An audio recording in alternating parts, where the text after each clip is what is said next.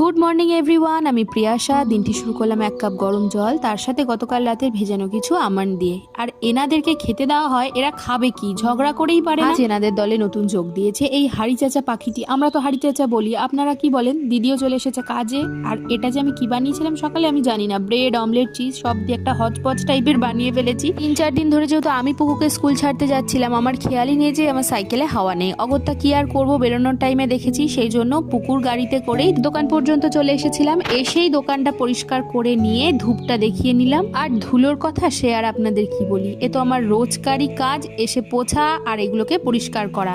দোকানের ফাঁকে ফাঁকে মাঝে মাঝে বই আর ফোন, এই হলো আমার সঙ্গী। হঠাৎ চোখ পড়লো এক ট্রাক ওই ঝাউ গাছ নিয়ে যাচ্ছে কোথা থেকে, কি জানি কি করবে এত। হাঁটতে হাঁটতে চলে এসেছি বাড়ি। বড় মা অপেক্ষা করছিল আমারই আসার। আজকে তাড়াহুড়োয় বেরিয়েছি, বিছানাটার এই হাল করে রেখে গেছি। এবার এটাকে পরিষ্কার করব, তবে তার আগে খিদে পেয়েছে, খেয়ে আসি।